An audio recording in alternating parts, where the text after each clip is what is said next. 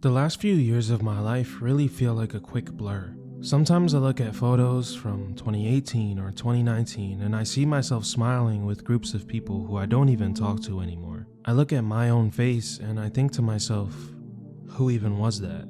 In just 6 years, my life has changed radically. There were so many people that I truly considered family, including one person who actually was family that I haven't spoken to in years now. In 2021, I lost a friend who I knew since I was 10 years old. That same year, I also lost all connection to my older sister. In 2022, I lost more friends who I hung out with for nearly a decade. And earlier last year, in 2024, one of my closest friendships in my life once again came to an end.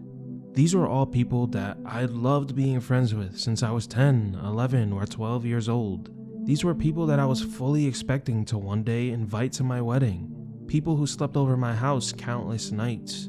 I knew their families and they knew mine. There was always food on the table for them and vice versa. They were, once again, people I loved.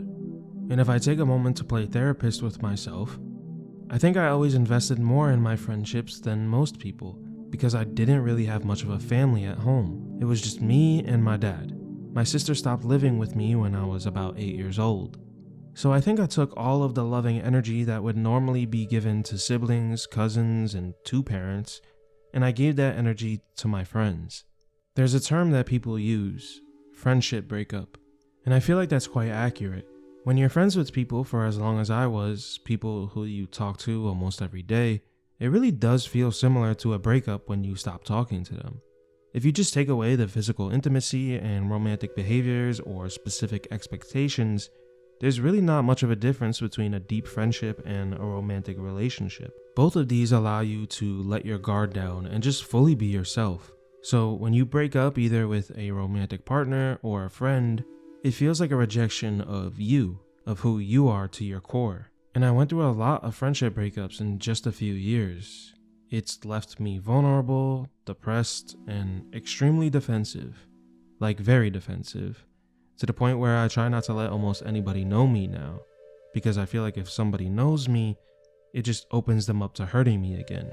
But I know I'm not alone in this feeling. It's been widely reported that there is a loneliness epidemic spread across the United States. It's been also reported that the number of young adults in a relationship or even looking for a relationship are declining as well. We as a society are not only getting more isolated, but we're getting more and more accustomed to being isolated. Look around you the next time you go grocery shopping or any public place like a bar. You'll see most people with earbuds in or on their phones. It feels like people now just stick to who they know. A few friends and family members, and that's really it. Dating has become infamously challenging in the modern day. People are afraid to approach others and ask for their number. Hell, you don't even ask for phone numbers anymore. You have to ask for their Instagram so you can see photos of the best moments of their life before you even know a single thing about them. You have to move up to asking for a phone number.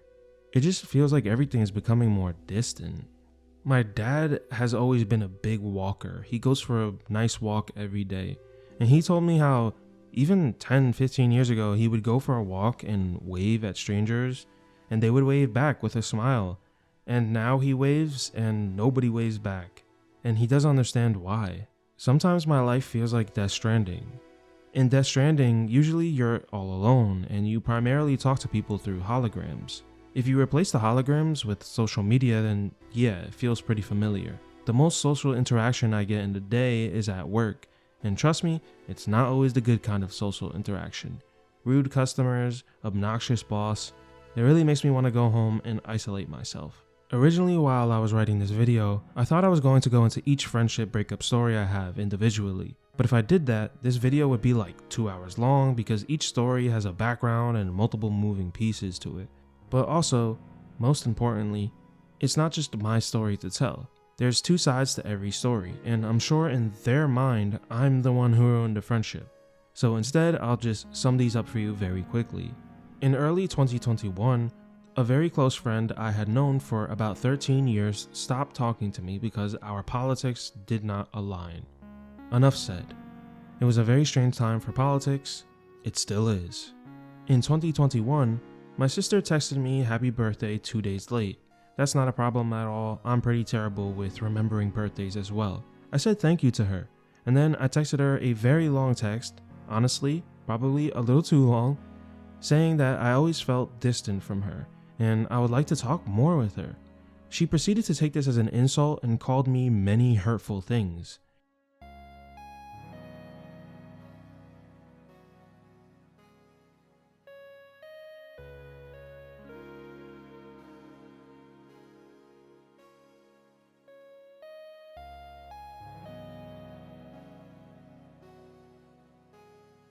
She assumed a lot about her brother, who she barely spoke to.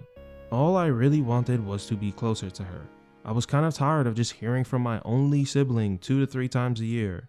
In 2022, it became clear after 3 years that I was the only one putting in effort to maintain a long-time friendship with somebody that I knew. I moved far away from home, which meant that we both had to put in effort to keep our friendship alive. I spent tons of money to visit him twice. I kept asking when he would come visit me, and he would always dodge the question. So one day I finally confronted him about it, and he flat out told me that after I moved, he didn't even really feel a friendship with me anymore.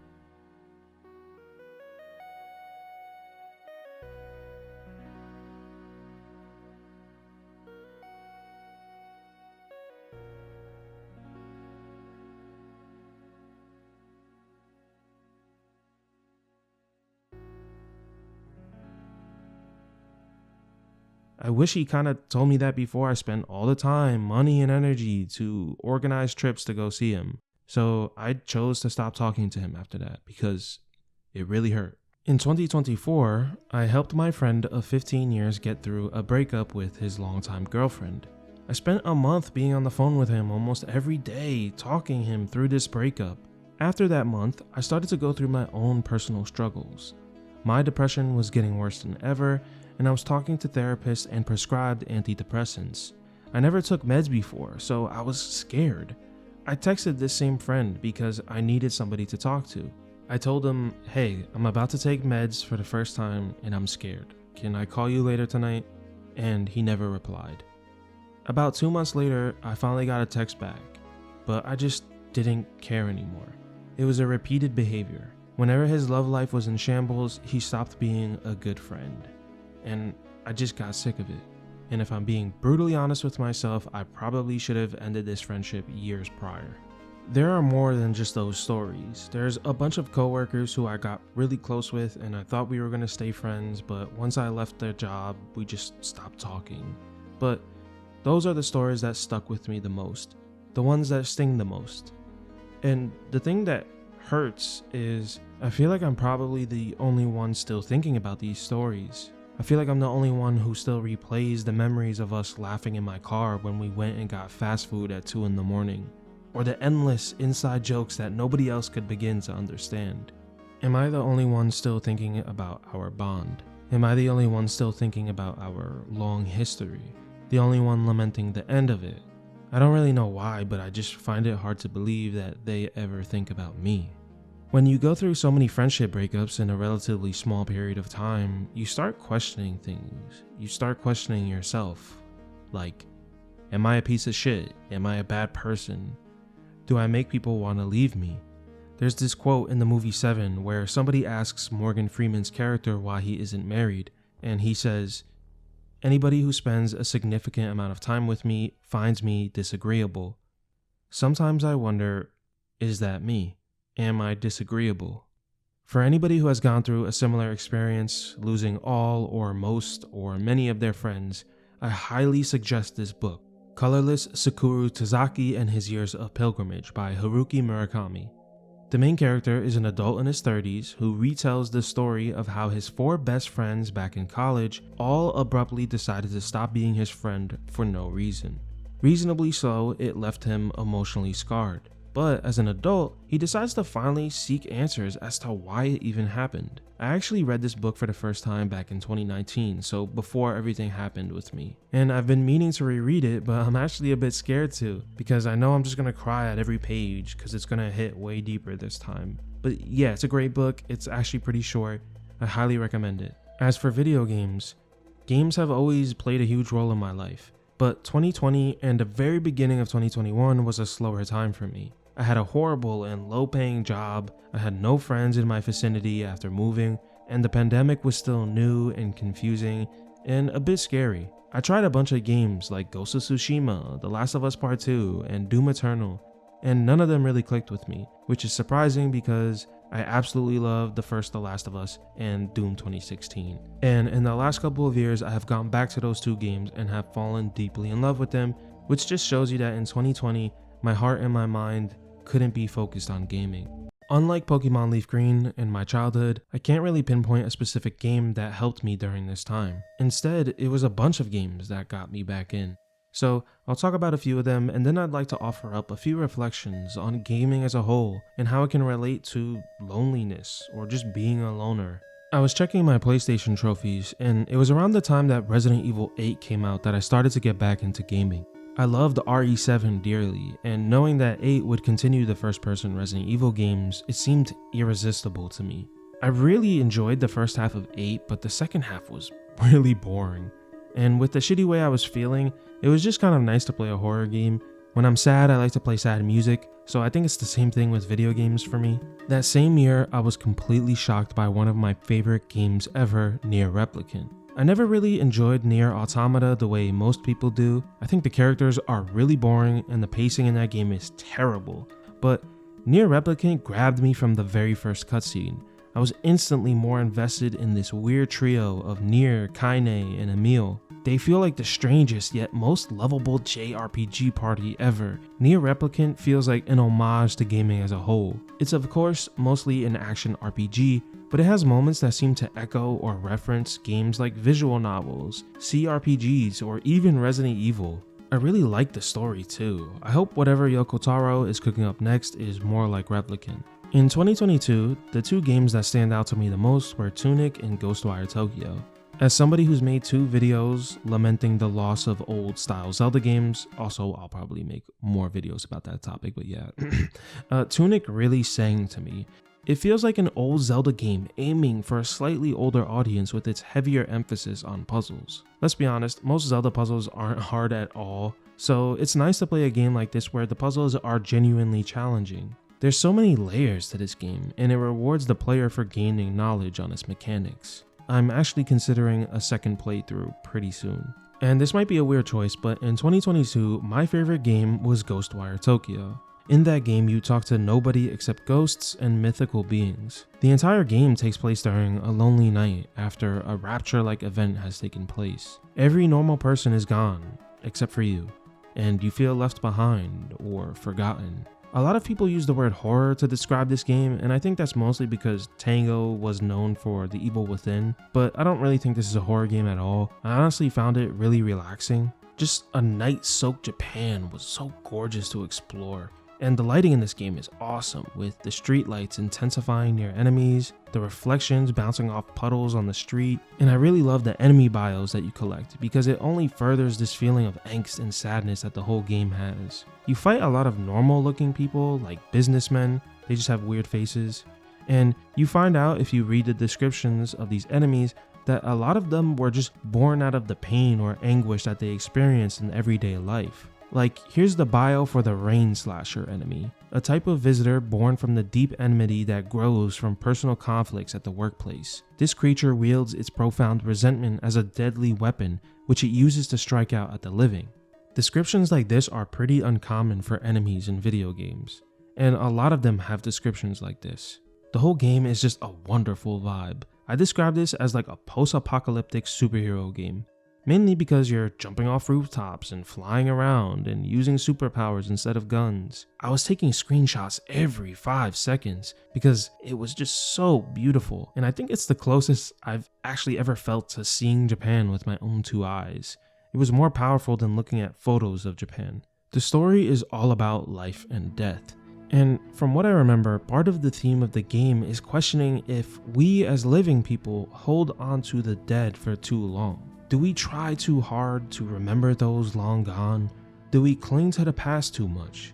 Those were both extremely valid questions as I watched my friend group drop like flies. By the time 2023 rolled in, I was starting to get used to being alone again. I started to embrace it again. As the child of a single parent, I spent a lot of time at home alone. I was accustomed to it by the time I was 15, 16.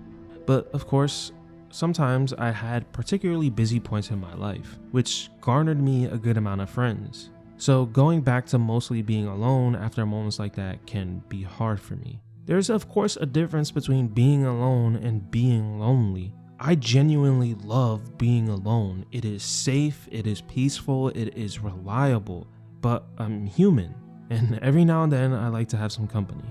I was also really lucky that 2023 was one of the best years in gaming history. I had so many wonderful adventures to help make the time fly. It was kind of hard to be sad when I was playing something new and amazing almost every week. I don't think we'll ever see a time again when a new Resident Evil, Zelda, and Final Fantasy all release in the span of like 3 months. I think it's also important to note that I started making YouTube videos on video games in December of 2022. I've always loved making videos ever since I was a kid. This is where I really got interested. This is where a portal actually dragged me into immersion, finally. I genuinely felt like I was going someplace I shouldn't, that I was using the very rules of the game to break them. Sometimes I felt like I was going to stumble upon a room that no one else had. It was exciting and scary. The Legend of Zelda, in my humblest of opinions, is the most consistently good video game series out there. With many near masterpieces, great games, and fun times, Zelda has only had a couple of missteps, and even those aren't terrible.